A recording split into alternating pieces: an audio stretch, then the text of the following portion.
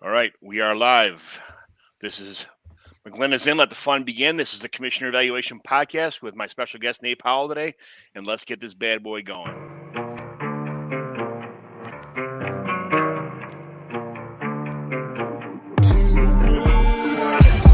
I play to win, no fear to give. I feel but I can't forgive. I go all in this time, yeah, I won't regret. I'll pick the best, don't trip, they don't understand. I play to win, yeah, I play to win, I play to win. Yeah, I play to win, I play to win. Oh, play to win, I play to win. Yeah, I play to win, I play to win.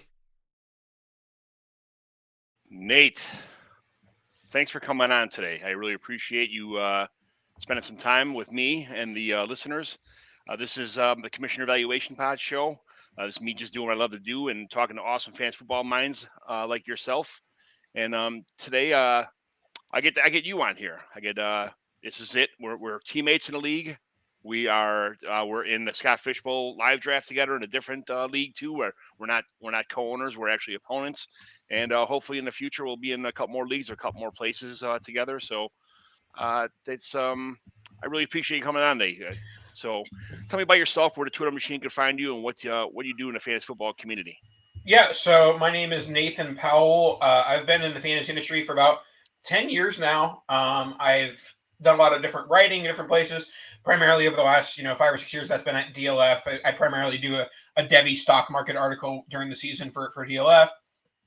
And I've had the Dynasty Tradecast on RotoViz Radio for about the last 4 or 5 years. Tradecast itself has been around for about 7 years. So yeah, I've been around the fantasy community for a long time, and I've love doing it. My biggest passion is my commissioner stuff. I commission probably 10 or 12 leagues. Most of them have very unique rules that mostly you don't see other places. So I like to talk commission stuff, and I like to talk interesting league rules, stuff like that. So it seems like this is my cup of tea on this from the commission for the podcast standpoint. Tell me about a day in the life of Nate Powell besides fantasy football. What's going on in your life? What do you do? What do you start off in the morning, get off, you take your fuzzy bunny slippers on, and kind of how does the day go from there? So I am a board certified behavior analyst. So I work with individuals with autism using applied behavior analysis. So basically I work with kids with autism, work on their behaviors, their life skills, different things like that. So yeah, basically almost as far away from, Dynasty fantasy football as you can get. The day job is, applied behavior analysis. Yeah, although I will say, I do use some of the behavior tactics when I'm doing trade negotiations. Like, I'm going to reinforce this habit. I'm going to, punish that behavior. There are some, behavior modification that I do within my league mates. It's a necessity, I believe, when you're doing this. I literally went about 7 hours last night doing one trade, trying to get a trade done. I was actually trying to import Antonio Gibson, believe it or not, for a second round pick and some stuff, and then I get home from work and there was a trade for DK Metcalf for a late 2023 first. And I'm like, how did I spend 7 hours trying to trade a early second for Antonio Gibson? And this guy got DK Metcalf for a first in 5 minutes. Like, I don't know how this, I don't know. Sometimes it baffles you, what things go on. But when did you start playing fantasy football? And are you more of a dynasty or a redraft guy? So I started playing fantasy football probably like 2004, 2005. More so, I was like kind of like co-owning with my dad. My dad owned the team, but like I would basically be telling my dad, "Hey, like you're an idiot for not starting Tony Gonzalez in the flex," or I would give him tips like that, and he would sometimes listen to them, and he still hasn't won the league in 20 years. But I started playing on my own like 2000. Oh wait, when was the year that Brady went crazy? Because I think it was a couple years after that. So yeah, probably 2006 was probably when I first started. My first fantasy pick was Sean Alexander, and it was the year after he went crazy. So yeah, I think that was about 2006 was when Sean Alexander had his bust year. That was a fun thing to go through. Yeah, there's a guy in our fantasy football league. I remember that year when Sean Alexander had a good year because the guy showed up with a newspaper or a magazine that was a year old. Like he got it from his house and it was from the previous year. So he drafted Emmitt Smith after he retired. He drafted all this other stuff. And because his team was so bad, he was able to hit the waiver wire every week. Who got hurt? Sean Alexander got that starting role because I think it was Chris Warren or something like that went down. And So he got Sean Alexander 1 week, and then his team was still bad. So then he got Kurt Warner. He got this thing, like one by one every week. He had waiver priority, and that's when we realized there's got to be a better way than this waiver priority shit. Like I'm so glad Fab's around now to stop that kind of stuff. But every 5 weeks in a row, this guy got lucky on the waiver wire, and he actually won the championship that year from a terrible team. So believe it, you can start off 0-4, 0-5, and still win. But yeah, to answer the original question, redraft versus dynasty, I really only play in 2 redraft leagues, my home redraft league and Scott Fishbowl. And outside of that, everything else is dynasty. Most of it is dynasty that I commish. The rest of it's dynasty that Ryan McDowell commissions pretty much. And then hopefully next year, dynasty that John McGlynn commissions. Yeah, you're in there, buddy. Whether you like it or not, you're roped in there. So it is what it is. I was always a redraft guy. I was kind of like that, dynasty, it's terrible. There's no way I'm going down that rabbit hole. And one by one, my league started converting. And now I like having 12 teams, at least 30, 35-man rosters. So I like big, deep rosters, that kind of stuff. That's not, some people play in 14 or 16 leagues with 30 rounds, or I finally got my first Campus Canton League this year. So it's expanding, but I have this Fishbowl and a couple other ones. I got one more draft tomorrow. It's a 10-team, 15-round league with a kicker and a defense. It's like, what do you even play that for? It's like a horse race. Everybody's going to have it. Everybody's going to have their.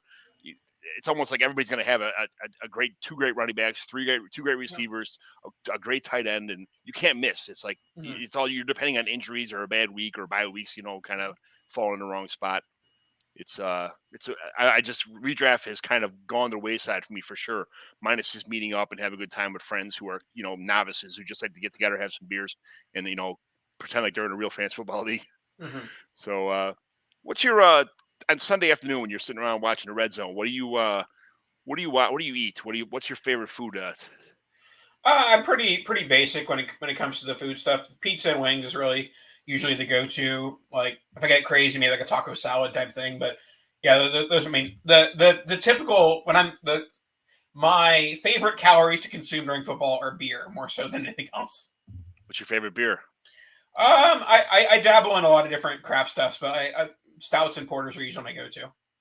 Yeah, I remember you saying that you had you like the porters and all that. I like Blue Moon. I like Guinness. I like the dark beers, like dark, like thick stuff. It's almost like you have to chew on it to drink it. But those are my favorites. I feel full. Not the Miller Lite behind you. No, well, that's I'm drinking Coors Light right now too. That's my wife's the Miller Lite. I drink it sometimes, but it's too expensive. It's the amount of beer I drink or we drink around here. It's not I couldn't afford to drink High Life or not High Life, Blue Moon and stuff all the time. Yeah, sure. I'm more of a Jameson and ginger ale kind of guy most of the time anyway. I think it's Jameson and Diet ginger ale is a little bit easier than on my my budget and my calorie intake than 25 Coors Lights on a Sunday afternoon. So yeah. I'll stick with that, I guess, going in the future. Yeah. What's your favorite hobby now? What was it before you started playing fantasy football? Is it always fantasy football, or did you do something back in the day? No, my hobbies have always revolved around football. And that's kind of like the complicated thing is that, when I was a young adult, 18 to 22 years old, I was trying to turn my hobbies into my full-time job. For those who have been following me on Twitter for 9-10 years, I used to do play-by-play of high school football games for the Tampa Bay Times in Tampa St. Pete. Basically, doing game write-ups, and then it would be whenever there was a score, I would have to tweet it out. Famously, one of the schools in Tampa is called Strawberry Crest, and just all of Dynasty Twitter would love when I tweeted Strawberry Crest. They'd be like toothpaste. But yeah, so most of my hobbies have always revolved around football or beer, because I do consider trying all the different types of craft beers like a quote unquote hobby of mine. But yeah, for the most part, my hobby is also quote unquote part-time job of fantasy football / just watching football. Do you make your own beer once in a while, or you? I had a kit, one of those create your own IPA kits. It was fine. The beer tasted fine, but it was just too much work and waiting for my taste. If I wanted to do that, I'm sure Chris Allen. Chris Allen brews his own beer, but he doesn't do kits. He does the real at home brewing thing, and I don't have the time or brain cells to invest in that. But if I were to, I would want to be more like Chris, less like the Target create your own IPA kit. Yeah, I got Steve Thanos makes his own brews. He's actually won a bunch of awards for his stuff, German beers and dark beers and IPAs and stuff like that. It's definitely a process, though. It's I don't have the patience for that. I better just go to Walgreens or Benny's and grab what I like, So Yeah, absolutely. kind of a deep question here. You get one chance to spend 2 minutes with an 18-year-old yourself on your high school graduation day. What would you say to yourself? You got 2 minutes to talk to yourself. Funnily enough, I would say spend less time on fantasy football, and not even because it's a bad. Like I think that at this point in my life, I spend a normal enough amount of time on fantasy football for myself. But and this is kind of maybe like a bummer situation here, but like I spent so much time trying to make fantasy football a career that there has definitely been moments where I've been like, screw fantasy football, it's the worst. Like it's robbed me of this opportunity that I wanted to have a full time. Yet I've passed that point, 5-6 years ago. But there were times where I was like bitter that like, oh, all these other people are getting full time jobs in fantasy and I'm not. And those people were very talented. I don't hold anything against them. But there was like frustration with fantasy football during that time. And like if I told my 18-year-old self, hey, like don't count on this fantasy football thing, I might not have like expend as much unnecessary energy towards it, which, maybe I'm being a bummer here. No, not at all. I think everybody goes through that when you start out playing a game, you get a neighborhood league or a family league or something like that. And you win once or twice, and you think you're good, and you join a bigger league and you win that one. And then you get a bigger league and you start playing on, with people on Twitter and analyst leagues, and maybe you win one or two of those. Then you're like, I could do this. You start writing, you start doing stuff, and then you put tons of work into it. But it's just there's so many people trying to make it in this industry. It's almost impossible to unless you're grinding 24/7, 365. I'm too lazy to do that. I'm too, I like life. I like my family. I like going out. I like doing family trips and all that other shit like that. So there's no way I could ever, I realized that a long time ago after a year or so, or seeing like Mike Tagliere or even like Nick Script now, seeing these guys just all day long putting out TikToks and content and rankings and all this other stuff all day long. And you got to be super organized. You have to be super on top of stuff. You have to have a lot of free time, and even then, it's there's 100,000 people like that never get noticed. So it is what it is. So yeah, I think that it's all about perspective. Like if you enter the fantasy sphere expecting a full time job, then A, you're probably never getting a full time job, and B, you're gonna be bitter about it. If you enter the fantasy football sphere as, hey, this is a hobby, hey, this is a part time job, those different things, you're a lot more likely to have an enjoyable experience as a fantasy analyst, as someone, as part of the community, if getting a full-time job is not your end goal necessarily. Yeah, I don't work for anybody. I just like once every Tuesday, I get to jump on Nick Script's YouTube channel, and I steal his StreamYard for free. And I go on here and I yap to people about stuff I like, and this is my hobby, and I don't get paid for it. This is 100% free. And I realized a long time ago that if I just make this fun instead of a real, or try to make it a real job, I'll enjoy it more. And I do. If I go 2 weeks without a show, oh well, I went 2 weeks without a show. If I go 3 weeks without a show, oh well, I went 3 weeks without a show. Like nobody's pounding on my door saying, "Where's your content?" or "You're not getting paid this month," or "We're finding somebody who's doing more stuff than you." It doesn't work that way. I just have a good time. So it works out nice. But all right, so this was we're gonna step into off-season review here. Some things that happened in the off-season that maybe some people forgot about, or people that just kind of climbed out of the rabbit hole and didn't know what happened. Kyler Murray got a new deal. It had some incentives in there for not playing Xbox and paying attention to film study, which was quickly taken out. It was kind of a PR nightmare. Calvin Ridley got suspended for gambling, so he's out the whole year. And if you have him on don't draft him. If you already had your drafts and you drafted him, too bad. But he probably wasn't in your rankings anyway, unless you had a magazine from the summertime from April. Baker Mayfield's out. Deshaun Watson's in. That's a thing now in case, but don't draft Deshaun Watson. He's in redraft anyway. He's out for the first 11 games. Probably won't even pan out the next couple games. He's been out for a couple years, so I would just kind of leave him alone this year in redraft. Dynasty, I definitely trade for him. He's so young, man. He's a great quarterback, and he's got bring a lot of upside to your team. Devontae Adams says peace out to Aaron Rodgers. Hits the Raiders. In case you didn't know, he does not wear the green and gold anymore. He's in Vegas. Tyreek Tua, Miami. Tua's got a couple new weapons in there in Miami, and Tyreek is one of them. The team's shaping up to set Tua up for success, but it's really up to him right now whether that comes to fruition. Russell Wilson to Denver.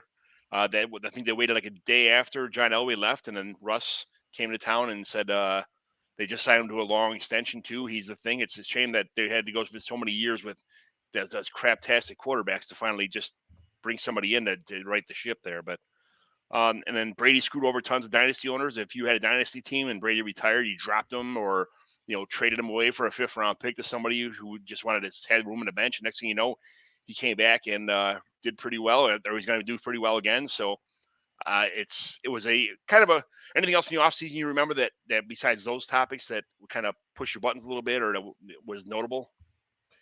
No, I think those are probably the big ones. Obviously the incoming rookie wide receiver class, a lot of gems there. Most of them have played at Ohio State sometime in their lifetime. But yeah, no, I mean that's Zach Wilson hunted some MILFs. I don't know if you heard about that.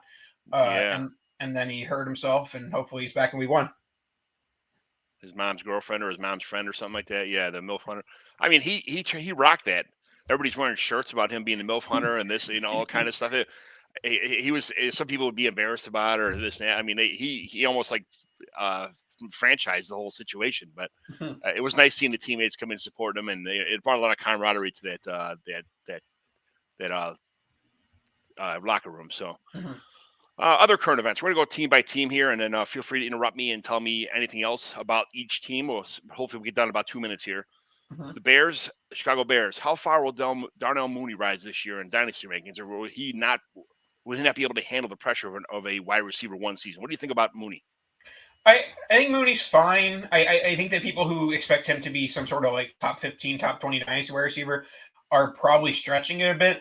I don't see him as an NFL wide receiver 1. I see him as a very good NFL wide receiver 2, stuck on a team that has no wide receiver 1. And the problem is that on top of all of that, he has a quarterback in Justin Fields who hasn't proved himself as a passer yet. So I am a little bit sour on Mooney, but more so because I think that we're extrapolating his ceiling a little bit right now. And I think that he's much more closer to his median range of outcomes than he is his ceiling. Yeah, I think this is a great thing for Darnell Mooney to be stuck in the wide receiver 1 situation and just get through this season. And when they bring in other better receivers than him, and he's the wide receiver 2 on this team, or maybe even a wide receiver 3 on this team, he'll have so much experience with his quarterback. Well, hopefully his quarterback. Who knows what's going to happen in the future with Justin Fields? But for him to come in with more talent around him in the future, I think this year getting beat up every year as the wide receiver 1 on the Bears. I think it's a really good thing for him. So, I mean, is Amir Smith reset really a thing on this team, or is no? Not at all. I love him, but a lot of people don't. So it is. I was hoping you'd say yes, but he's not. The Bengals. Joe Burrow's going to be okay after having his appendicitis. He lost some weight, but he should be fine. T. Higgins had shoulder surgery. He should be back. He's back at practice, so no Bengals concerns this year. Anything else about Burrow I didn't know? They didn't hear? No. I think that the underrated storyline is I think that if you're looking for a very cheap tight end that you can roll out almost every week, it's Hayden Hurst. I think that he's something to be a very solid option for 16-team leagues in redraft, or if you're really bargain hunting in dynasty. I think that Hayden Hurst is a really solid option. Yes, there's a lot of weapons there, but pretty much all of those weapons have extremely high touchdown upside, especially Hayden Hurst. I passed up Hayden Hurst yesterday in a trade to get Daniel Bellinger. I don't know if that was a good move or not, but it was. I don't think it matters in the grand scheme of things. But if you needed a tight end this year, I would have definitely preferred Hurst. Yeah, well, that's a long-term thing. I got Gesicki. I traded away to a couple other guys, but that's a long story about my bad fantasy decisions. So. Bills Isaiah Mckenzie he's a go for week 1. Jamison Crowder's waiting to fill the spot if something happens. But Isaiah Mckenzie, where do you think he's going to be this year? Is he 3rd or 4th option on this team? Yeah, I think that he's clearly the 4th option. I see Crowder there. He's the veteran. He's the slot guy. Mckenzie might have a little bit more speed. Might see him a little bit more on the punt return. But I think that Crowder is going to end up cementing himself as that wide receiver 3 in that offense. I mean. Heck, I think there's even a decent chance Crowder ends up out targeting Gabriel Davis. Call that a hot take if you want. That's a nice take. But yeah, that's my take. I'm not totally in on Crowder, but I'm more so. I think that people who are in on Davis should be more aware of Crowder. Yeah, right. Absolutely. Sticking with the Bees, we got the Broncos. Is Javonte Williams a top 5 running back this year? No. because Melvin Gordon came back. If Melvin Gordon didn't come back and we still have the Russell Wilson, then I think it's a legitimate possibility. But I still think that his weekly ceiling is capped by the existence of Melvin Gordon. Melvin Gordon's going to get 5, 6, 7 carries a game, and that's going to prevent Javonte from getting that 20 carry for 160 and 2 touchdown type game. And the vulturing the touchdowns is a big pain in the butt too. Yep. So, Browns. How good is David Bell? I like David Bell. I think he's very solid. This wide receiver core is wide open. I am, not so quietly a huge Anthony Schwartz fan. I think that his speed is ridiculous, and that speed plus Deshaun Watson later in the season is going to be electric. And I'm going to regret cutting Schwartz on a couple teams that have shallower rosters. But what I will say is that after Amari Cooper, this is a very wide open wide receiver core between Peoples-Jones, David Bell, and Anthony Schwartz. And I think that David Bell probably is the most likely of the three to come out on top. But you could tell me any of those three ends up being the wide receiver 2, and I would not be shocked. Absolutely. I myself also, as an Anthony Schwartz fan, so yeah, there's a lot of people in that fan club. The Buccaneers, Chris Godwin is not a lock for week 1. Who's the beneficiary if he does not play? Russell Gage with his, he had a hammy issue, but he's back in practice now, or Julio Jones, who I think is going to take the Rob Gronkowski role in this offense. The beneficiary is the guy, and this is the way that fantasy Twitter really saw it until the Julio Jones signing. Mike Evans was going in like the late first, early second of redraft leagues before the Julio Jones signing and before the Chris Godwin reports that he was getting healthy. So I think the biggest beneficiary of the Chris Godwin, anytime he misses, is going to be Mike Evans. Mike Evans with Chris Godwin might get you like 9, 10 targets a game. Mike Evans without Chris Godwin is going to get like 13 or 14 targets, and that's a nice little bump for him.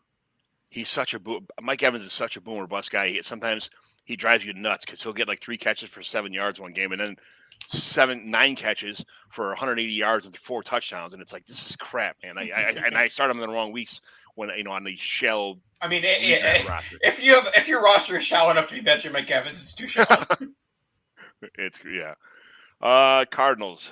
When is Eno Benjamin taking over this backfield? He's not. What? Get out of here. What are you talking about? Eno Benjamin's not taking over a backfield. Rondale Moore is going to take over the backfield before Eno Benjamin is. Yeah, he's back at practice also, Rondale Moore, and he's on track to start this week. And Ertz is having some calf issues, so watch the tight end position on there for the waiver wire this week. Yeah, but I one thing I will say is be wary of if Ertz misses time, don't just slot Trey McBride in. Trey McBride is a very raw prospect. He's not going to be putting up any big numbers. That if Ertz is out, that's just going to get targets moved to Hollywood Brown and Rondale Moore. Right. Exactamundo. Let's see. The Chargers. How many touchdowns will Eckler have this year? 4. 4 rushing, 4 receiving. Total 4? We'll go 4 rushing and 2 receiving. And then he's in for a humongous. 6 vultures for Spiller.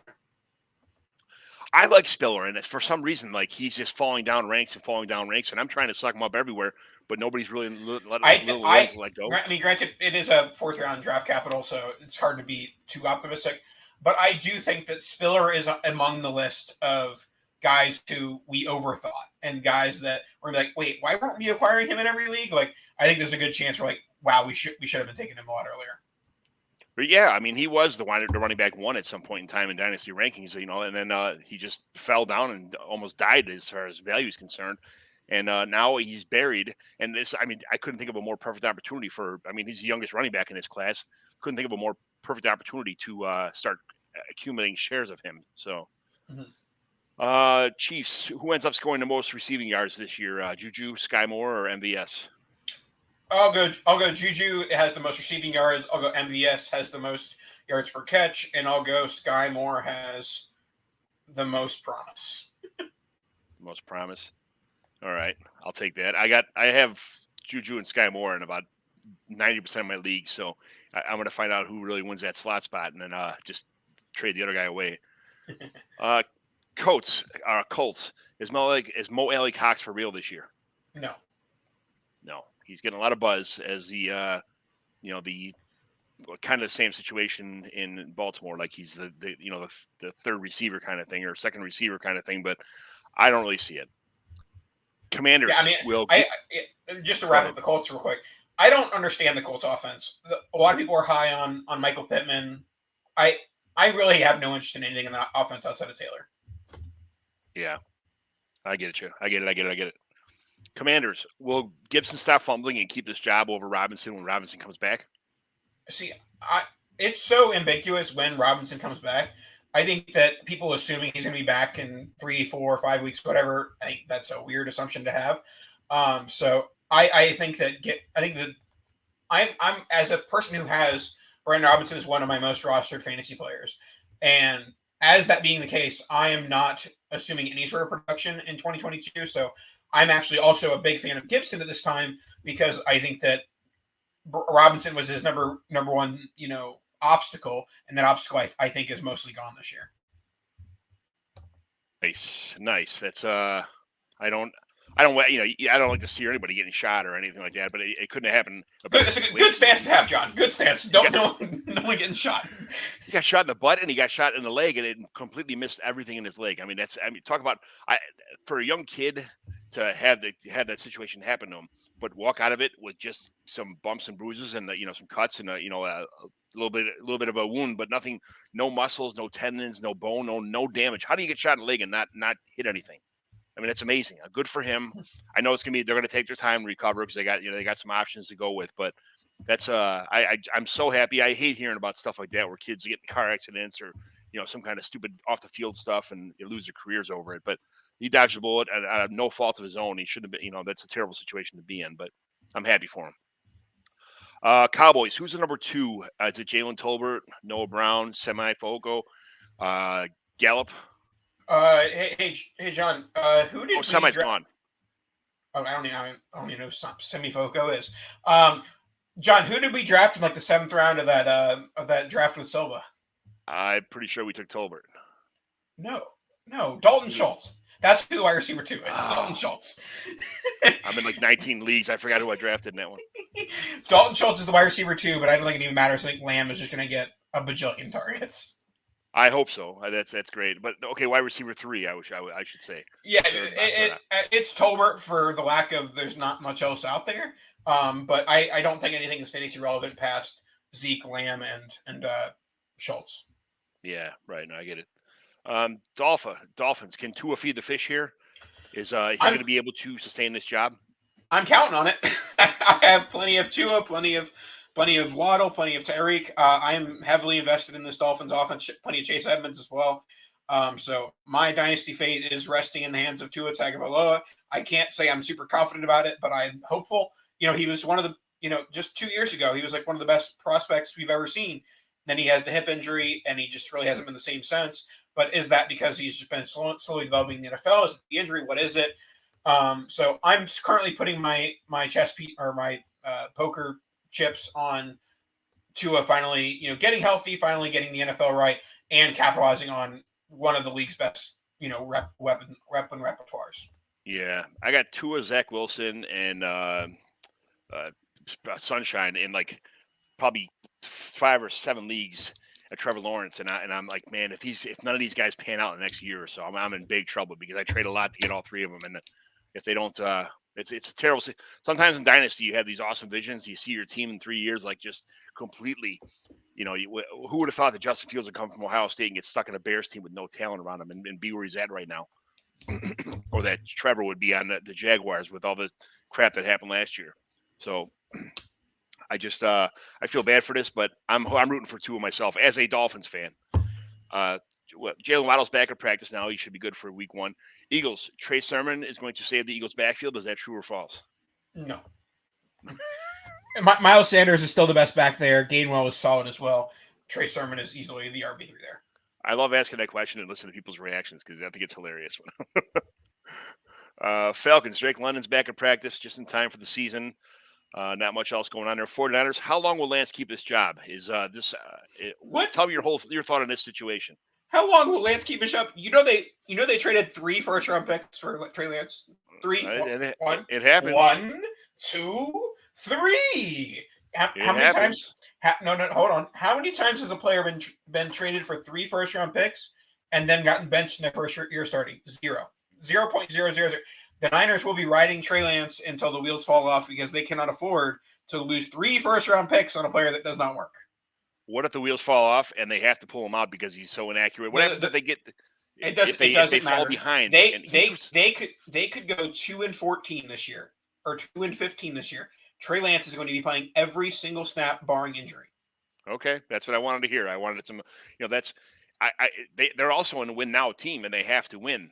They can't if they fall behind by 2 or 3 touchdowns, and Trey Lance is throwing 4 or 5 interceptions trying to play catch up because he's inaccurate and he can't throw the ball. He had 600 yards and 6 starts last year. I mean, that's it. 600 yards and 6 starts. I mean, yes, he's got. Trey Lance had 6 starts last year. Yeah. Okay, so that's news to me. 600 yards. So it's not good. Pretty bad. That's accurate. No. It's not good. Let's see. We already asked, is Daniel Bellinger a sneaky star for the Giants? But we did not ask that, but no, he's not. He is not. Jaguars. Is James Hold Robinson? Hold on. Start the presses. Stop the presses. Trey Lance started 2 games, not 6. Wait. Okay. So did he come in? Oh, how many total yards did he have last year? He had 603 yards. He started 2 games. He played in 6 games. All right. So I said started instead of played. Averaging 100 yards a game, though. Oh yes. Let's count the ones where he came in as a wildcat quarterback. Well, we're not talking. Yeah, but we're not talking about days when or things where he Jimmy G got hurt like really early in a couple games. They pulled him out after 1 series in the game, so he had almost full games. It wasn't like he came in to do a kneel down at the very end. Okay. Whatever. Let's move on. Well, yeah. James Robinson looks to have a role in week 1 with Travis Etienne. What do you think about that? I'm scared. I'm very scared. I have a lot of Travis Etienne, and I still think that he's the far superior talent. He was first-round pick, yada, yada. But I do have a fear that James Robinson is going to eat into the workload a little bit, and then Etienne's not going to be able to reach his quote-unquote ceiling or whatever it would be. So, yeah, I think that what I'll say is this, that there could be a slight buying opportunity for Etienne. I'm not going out and capitalizing on that because I am a little bit worried about the presence of James Robinson. I think that a lot of people that just do spreadsheets see that he had so many receptions. Etienne had so many receptions, and a lot of those were in the backfield. Like they were short passes, just kind of dump off stuff. It wasn't like he ran tons of routes or had a lot of receiving prowess about him. So I think people over-evaluate Travis Etienne a little bit. I'm that guy that I think Travis Etienne's a little bit overrated, and I think James Robinson was underrated. So that could be a mixture for a 50-50 split at least. That's in that backfield. So. Zach Wilson might start week 1. Is that a good thing or a bad thing? Because Joe Flacco seems to be a pretty good quarterback. At least, obviously, Zach Wilson is the future. But if Joe Flacco is winning games right now, how long do you leave him in for? Okay, remember when I said that Trey Lance cost 3 first-round picks? Yeah. Zach Wilson cost the 2nd overall pick, which is almost as bad as 3 first-round picks. So, I am 100% in favor of letting rookies fail, letting young quarterbacks fail, because for 2 reasons. They're going to fail, and the other reason being, if they fail, you got to find out. Like, putting in Joe Flacco does absolutely nothing for you. It doesn't give you any information on, is Zach Wilson the future? If you're the Jets, you absolutely have to know by the end of the season, is Zach Wilson your quarterback? Because if he's not, it's time to spend another top 5 pick on a quarterback. Coaches have to win games too. It's not just about what they spent on picks or spent on players. A W is a W. If you don't make the playoffs, it is to an extent. But if you asked Robert Saleh, do you want to go 5-12 and Zach Wilson to look really awesome, or to go 8-9 and Joe Flacco start 9 games?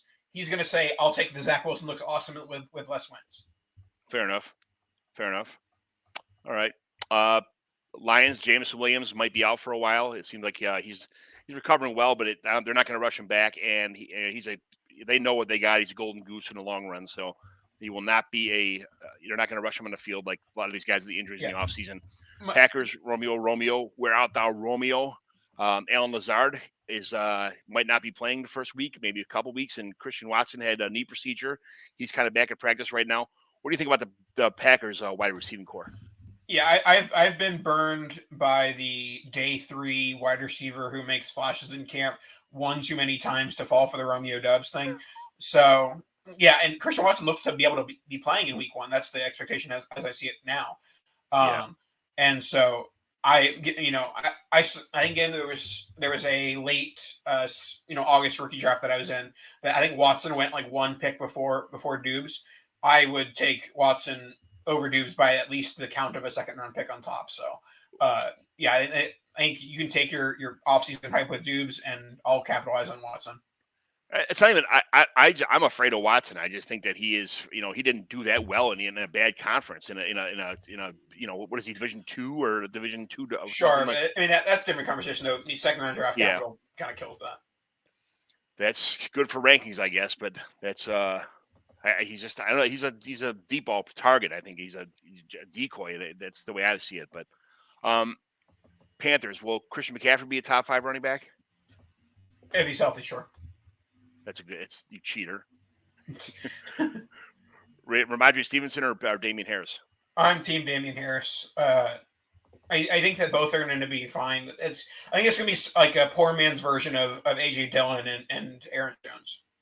Is it okay? So Josh Jacobs or Samir White in Las Vegas? Josh Jacobs is not remotely close. Yes. What are we doing, people? Why is this even a question? I love to hear that. I mean, that's something that I believe too, and I go on Twitter and I say something about that, and I'm getting roasted. It's hilarious. That I'm glad you're on the same page with me. Rams, is Matt Stafford's arm going to fall off before the end of the season? His elbow situation? Probably not, but it might. I think that the one part of this that I think could be true is that I wouldn't be surprised if we see Akers and Henderson averaging like 28 to 32 carries total, more so than like the 20 to 24 they were probably averaging, this time the Rams were running the ball less frequently last year. And I think they'll be running it more frequently, especially early on, to try and preserve that arm. Because the last thing they need is like, okay, yes, he can throw right now, but what's that arm going to look like in January, February in the cold? Like, you want to avoid, the arm falling off. So they might, do some maintenance on that with some running early in the season. So you're telling me I'm going to see Kyren Williams this year is what you're really saying, right? Oh, I mean, if we want to talk about Kyren Williams, Sean McVay has a man crush on Kyren Williams. So do I. He's a Notre Dame guy. Yeah, so I'm all the chips in. Like Kyren Williams, like if Sean McVay likes him, it's going to be a good thing for Kyren Williams. Yeah, buddy, keep talking.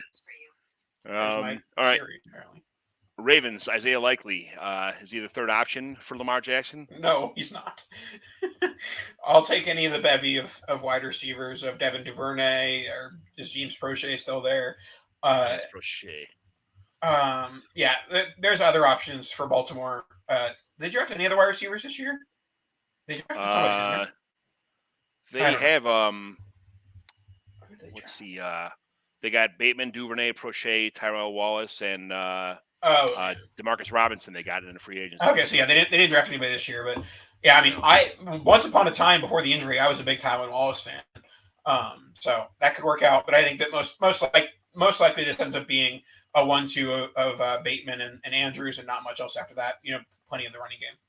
There's some sexy receivers that have come in and out of Baltimore in the last couple of years, and I don't know why people don't. The Sammy Watkins and this and that. It's a shame that nobody kind of. I guess they have decent seasons or pretty good seasons, but it just seems like by the time they hit, it's already time to go, kind of thing, or they get mad or they want to leave or whatever's going on there. Who knows? Saints.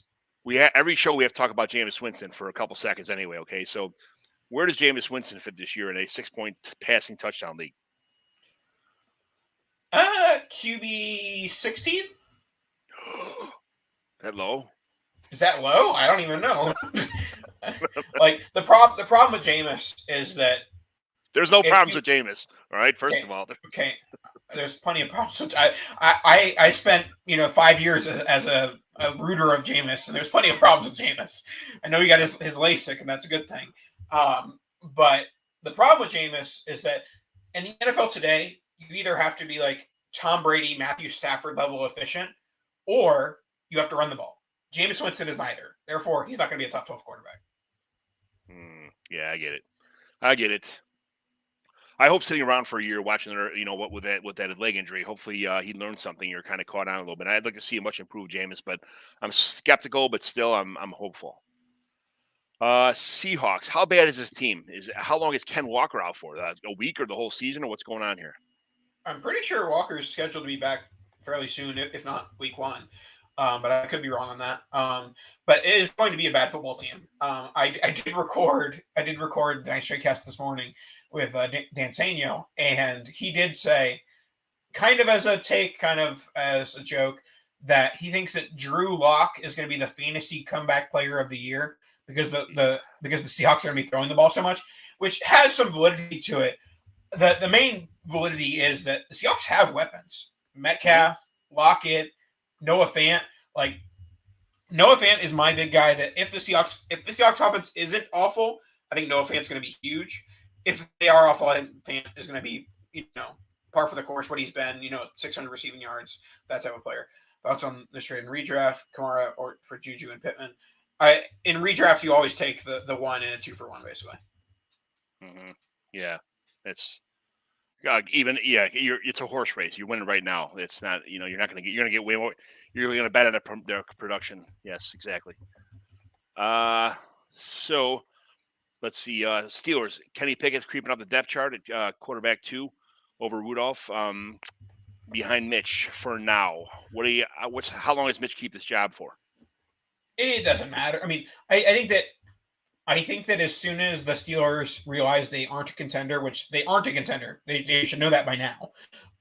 But if once we're at week 7, week 8, week 9, and they're like a 3-6 or a 2-7, that's when I think that we see, all right, let's see the future in Kenny Pickett. Tomlin's never had a losing season, but now with these odd years, what's going to happen when he goes 9-8, or instead of 8-8, he's got a chance to have a losing season once. It's with a bad team and a decent defense, but nothing crazy. Terrible offensive line. We could see this first losing season. Not that I like Tomlin, so I'm not rooting for him to lose any more games, but it could happen.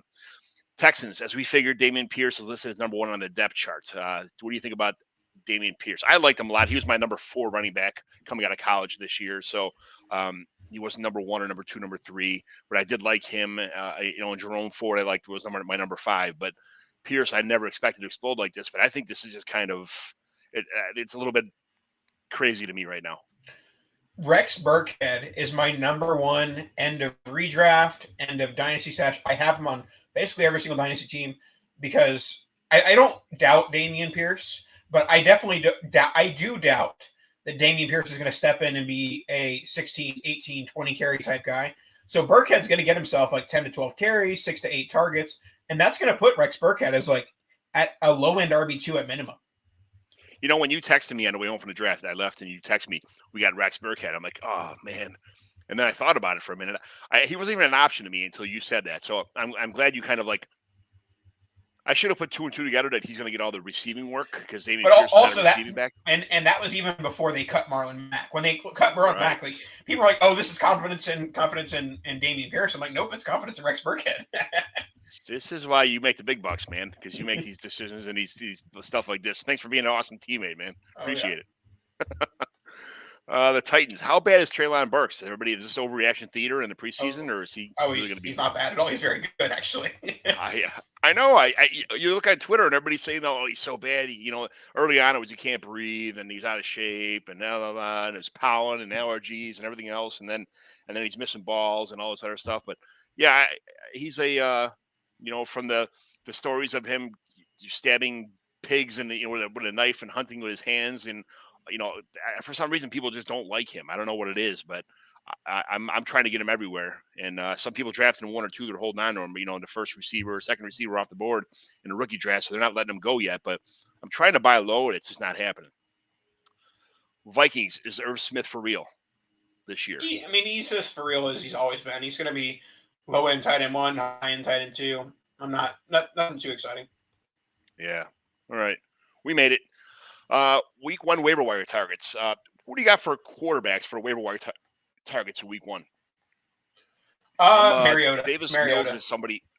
Davis Mills is someone I'm like. I think most people are playing in 1 quarterback league. I think Superflex is so super flex and 2 quarterback leagues are so common to me that these aren't even questions that I even consider anymore. But for 1 quarterback leagues, I think that Davis Mills is he's more than adequate for what's going on, especially in a redraft league. So you're saying Marcus Mariota? I don't think Marcus Mariota holds his job past the team's bye. That's just me. I love. But in redraft 1 QB, it doesn't matter because when Mariota gets benched, then you can just pick up Desmond Ridder. Exactly. Yeah, it's a waiver wire game at that point. But yeah, I mean, if I'm taking Mariota, it's not for a long haul. It's like, okay, it's a few spot starts when absolutely needed. But you shouldn't need to start Marcus Mariota unless like it's an 18-team league. You're not here for a long time. You're here for a good time, right? Oh yeah. All right, running back position. I got some. Who do you got for waiver wire targets for week 1 for Rex Burkhead running back? Avi. And Kenyon Drake, if he's still there, is fine. I'm not overly excited about anything in the Ravens.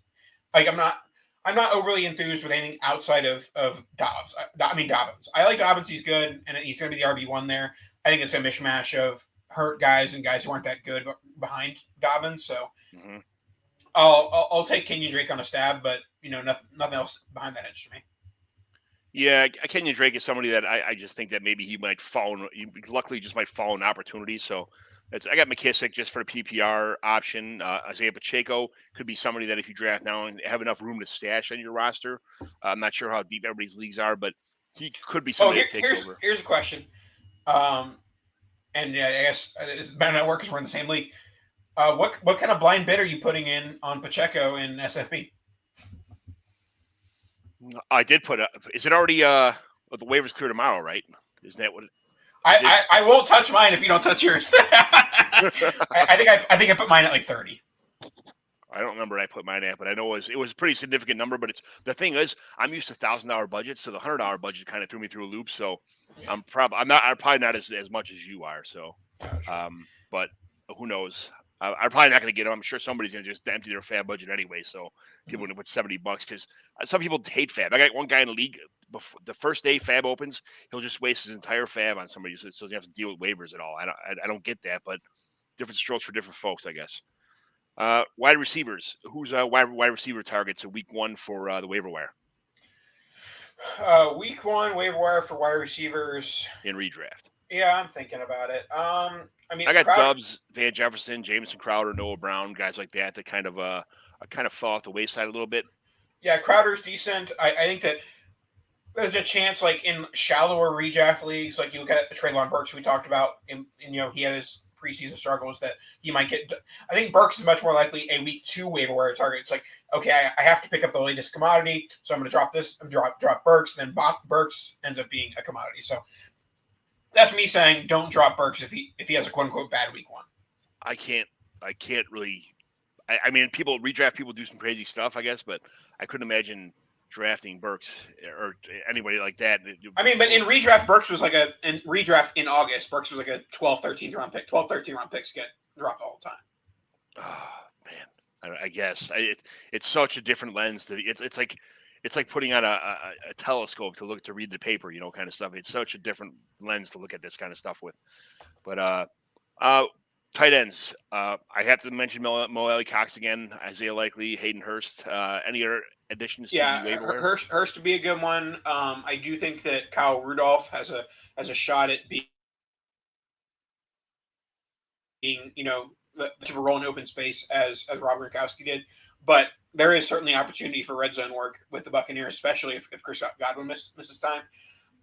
And then who else would it be? Kyle Pitts, is he on your waiver wire? He might be. Let me check. Probably not though, but all right. So I got a couple commissioner questions for you as long as you're here. Sure. So these are nice. Are you a waiver wire guy, or do all your leagues are in fab now? I mean, it's kind of a question, but yeah, no, I haven't ever played in a waiver wire thing except for like one redraft league like 10 years ago.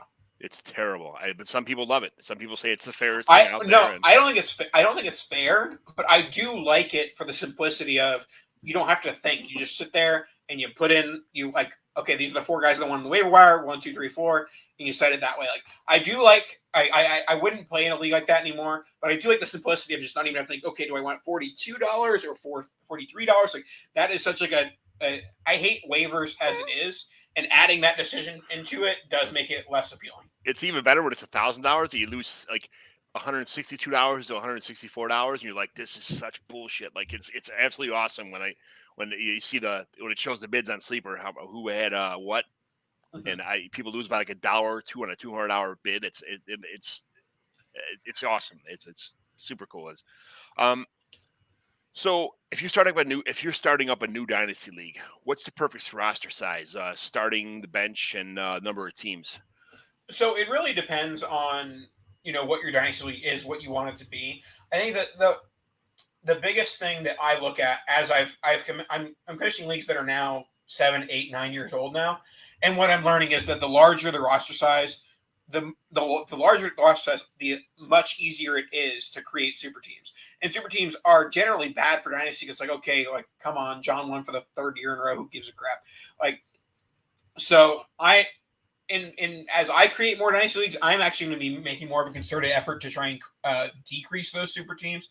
And while I do like to reward, skill and all those different things, I do think that, decreasing the roster size is necessary. So I think 24. 24 is where I'm at. And if there's any sort of Devy component, 24 with an unlimited Devy taxi squad is really the way to go, in my opinion. Yeah, I like starting a league off 12 teams, 25 rounds with super flex, tight end premium. I like giving premiums to running backs for catching balls out of the backfield, just a little 0.25 premium, and then like a half point or 3/4 or even like a full point premium for tight ends catching the ball. So those are things I like to do. I like to start off with a 25 man, and then year 2 bring in the rookie drafts, expand leagues to 30. And then at that point in time, talk about a taxi squad or anything else in the future. But 12 teams, 30-man rosters is pretty good. I think like 33, 34 is probably perfect in my eyes. Some people say 33, 34 is perfect? That's way too many roster spots. Not a chance. Okay. It is better for the quote-unquote skilled players, but for the bad players, they're going to get destroyed in that format.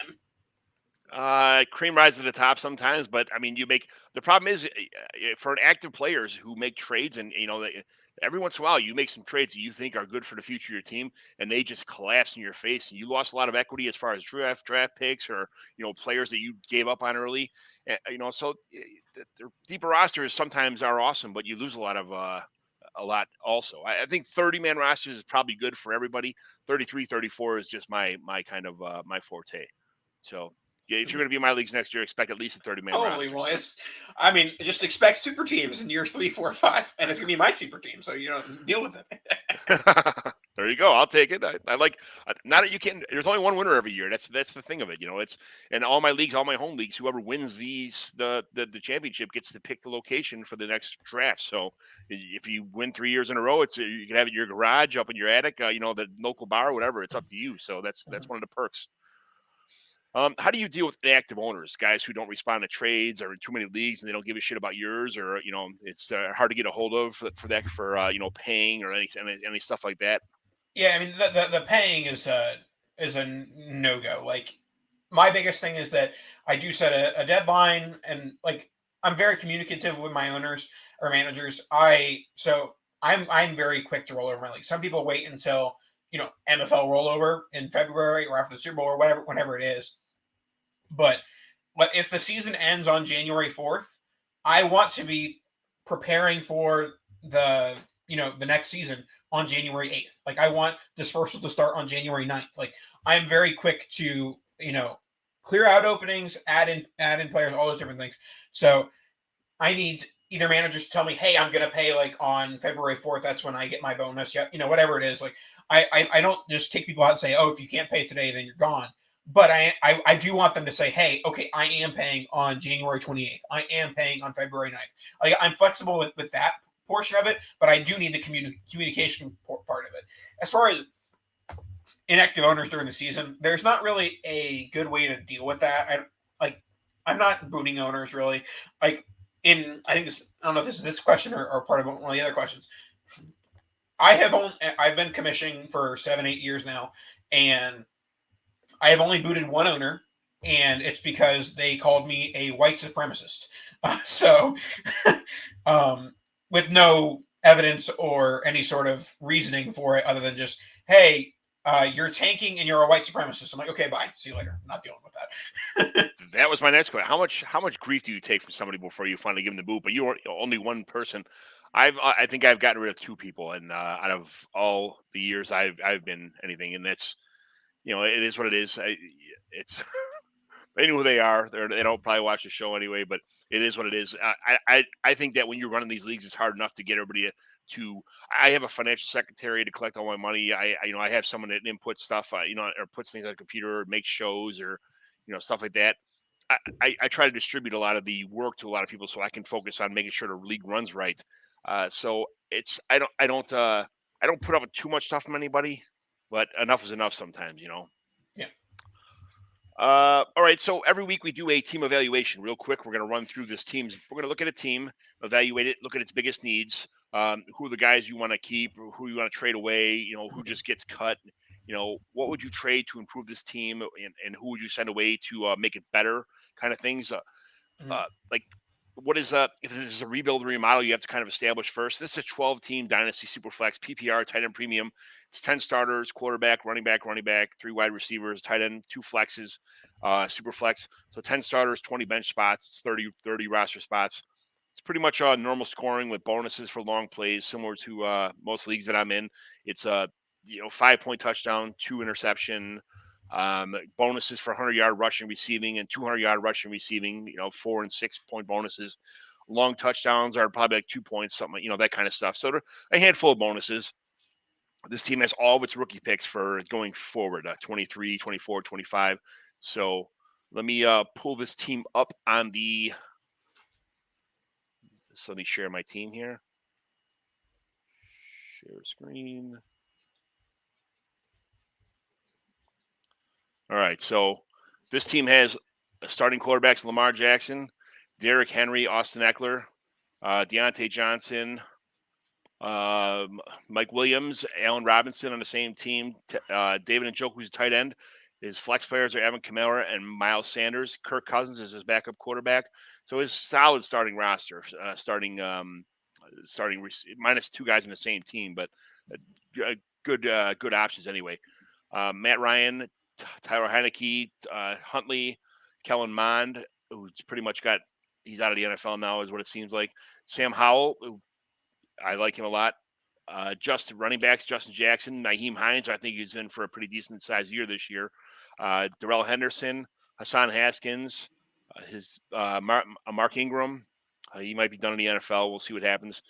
Jarvis Landry, Curtis Samuel, Russell Gage, Van Jefferson, Nick Westbrook-Akine, Tyler Conklin is your tight ends, Adam Troutman, Josiah Deguara, and Cade Otton. So a little bit to digest here, but what's players minus the starting? Well, I guess including the starting lineup. Where do you see this team as far as if this is in your league? Are they middle of the road? This team made the playoffs in the league last year, but got smoked in the first round, or the second round anyway. He had a bye and then it got smoked in the second round. So this is where they stand. They got a lot of league winners right now, kind of an aging roster and some of the positions. What do you think when you look at this roster? In a 12-team league, I would project this to be like a 2-seed or a 3-seed, depending on the length of how long the league has been going. But my biggest critique of the team is how much is invested in the running back position and the lack of depth beyond the starting lineup. So I think that I would try and divest, Kamara or Henry or Eckler, one of those 3. Both can retrieve a decent package, whether it be wide receiver or tight end. I'd be looking to try and divest some of the assets there to A, create depth, and B, move some of the assets around to the wide receiver position as well. Yeah, I joke around with this guy, say he's got a redraft team because a lot of his guys are a little bit older than Alvin Kamara, Derrick Henry. Austin Eckler, the usage he got last year, he's not going to get that again. It's almost for sure. He doesn't want it. They don't want to give it to him. They want to spread the wealth. Miles Sanders, I'm not sure how long he's a great running back, but I just think that at some point in time, teams move on. They bring in other options, as we already saw. And next year's draft, if Sanders keeps having injuries, I think he's going to be supplanted anyway. So having 2 wide receivers on the same team is usually I don't really like to do that, but he's got some talent. Which wide receivers are on the same team? Never mind. He's got Allen Robinson and Mike Williams. So I was thinking about this Chargers and Rams. Never mind. I was thinking about something else. I don't know where my mind was at on that one, but Russell Gage is. I have no idea why I thought Mike Williams Robinson was on his team. I don't know why that flashed across me, but Russell Gage, I think he might be in for a good role in the beginning of the season, but this is obviously the last hurrah for Tom Brady, and I say when Godwin's at full strength in week 3, week 4, I think you might not even see a role for Russell Gage after that. Landry's kind of old; he might fit this offense pretty well, but not for long. Van Jefferson is a solid player, but he really never got a niche anywhere as far as that goes. Curtis Samuel, okay. I mean, he's got some depth at wide receiver. It's not bad. I feel like he needs to start getting a little bit younger in some positions pretty fast. His tight ends, his best tight end is David Njoku. People are predicting him to have a breakout year. I'm not really sure how big of a not until week 12. Yeah, right. Adam Troutman is somebody that a lot of people like. I like him a lot. A lot of people kind of seem to think that he is going to have not a breakout year also. Degura, Cade Otton. I think Cade Otton was a thing when there was no tight ends in Tampa Bay. Then they loaded up with tight ends, so he's kind of irrelevant now for a couple years anyway. It's running backs. He does have some. It is top heavy, but Nyheim Hines is a good player. He's been a solid player for a while. Darrell Henderson. I think Darrell Henderson is underrated. I like him a lot. And he's a free agent at the end of this year too. He can go somewhere. I mean, I know second contracts or whatever, these older players don't really get signed too long, but Henderson's always been like kind of a backup guy. So I think he's still got a lot of tread left on his tires. Hassan Haskins, I'm not sure what's going to happen with that train. I think that ship has sailed. His quarterbacks, Matt Ryan, Kirk Cousins, and Lamar Jackson. Lamar Jackson's going to get signed somewhere. If not with the Ravens, he's going somewhere, but he's probably going to stay with the Ravens. They'll make something happen. Those are all solid fantasy options. Matt Ryan for a 1 week fill-in during bye weeks or 2 weeks for each of these guys' bye weeks is a pretty good option. Sam Howell is. How do you feel about Sam Howell? I like him as a stash primarily because Wentz is terrible, and I like Sam Howell's mobility. You talked about earlier that it either has to be incredibly efficient or mobile, and Howell is mobile, and so yeah, I'm. As a draft capital guy, it's difficult to back a 5th round quarterback, but I'm perfectly fine having him. Like I talk about, 24 roster spots being, a good option because it requires you to cut people. Like he's the 24th guy in one of my 24-man roster leagues where I'm like, I'm going to hold this guy. He's 5th round pick. But it forces you to make that tougher decision. Like, are you going to, basically hold Howell on your roster until he ever plays, which may not ever happen. Yeah, right. It could be just a grenade sitting on your roster for years. I think he's definitely a win now. He's definitely a playoff team, barring any injury or anything like that. But I like this team. I like it a lot. It's with a little luck, it's definitely a championship team. But I just feel like the end of the line is coming pretty fast with some of these guys. If you can't, I don't know how long you'll be able to trust Kamara and Derrick Henry for. Austin Eckler, I think is just going to be a piece of a committee at this point in time going forward. Is Deontay Johnson, do you think he's what everybody makes him out to be? Are you overhyped on Deontay Johnson, underhyped? I'm kind of undersold on him. So I have always been a heavy fader of Deontay Johnson because of the drops, the efficiency, yada, yada, yada. But I've kind of done a little bit of a, not 180 per se, but maybe like a 120. Like I'm getting close to flipping on him because it seems like the narrative is not adjusting to how well he's played. Yes, he's had some drops and things like that, but he has been, like, in terms of like a per target stats and things like that, he's been incredibly efficient. And so I think that, you have to start buying in on, like, he's been very good with a poor quarterback. And so if you're saying, he has Mitch Trubisky, he has Kenny Pickett, who stinks, like, that's fine. But guess what? He's had Roethlisberger, and he's been surviving with that as it is. So I'm not worried about Johnson at all. Like, we drafted him in the 4th round of that the Evan Silva League, and I think that was a solid value. Maybe it was 3rd round. He took him in the 3rd, and then A-Rob on the turn. Yeah. So I like this team. I like it a lot. It's definitely a win now team. But like you said, I would just hold off until I found out where my team was going this year. I would hold off, and then at some point in time, I would then pull the rug out on my team when I started losing a little bit, and it starts selling off these assets. But I think I'm always that person who's in win now until I'm not. Mhm. And he's still in win. He's still in win now right now. So go down with the ship if you can. Get to the championship. He's right. This team is definitely a playoff team, and I would. I just if there's a couple injuries that happen, he'll have to sell some of these guys low. Like if Derrick Henry has another foot injury, I'm not sure we're going to get for Derrick Henry at his age and his if injuries start, compiling. So Kamara again, he's been used so much, and then who knows what's going to happen with a suspension next year possibly. I think he avoided that bullet this year with getting the court cases pulled back, but who knows? Who knows? I would hold off. I like I said, I would grab the strings on this team and the reins and hold on until I couldn't hold on anymore, and then go from there. But he's got all his draft picks, so he can send some guys away with picks to improve places. But I think he should be importing second, late first, early seconds for a lot of these guys towards the end of the season. Trading older players in season is the way to go. That's what you got to do when they have big games, or when when you have this vision of my team's not going to make it, or I can see myself getting out of playoffs. That's when you got to go and trade for. We have draft lotteries in our leagues. It's it's like a basketball lottery. You have 40 balls for first place, 25 for second place. Try and trade some of these good players for teams that are win now that might already have somebody else's pick from a few from last year's trade or something like that. That's kind of what I would do. Look try and cherry pick draft picks from people. But other than that, anything else about this team? Yep, that's it. Yeah. All right. Well, thank you very much for coming on today. I appreciate it. What kind of see yourself out? Tell everybody where they can find you at. All the good stuff that goes with Nate Powell. Yep.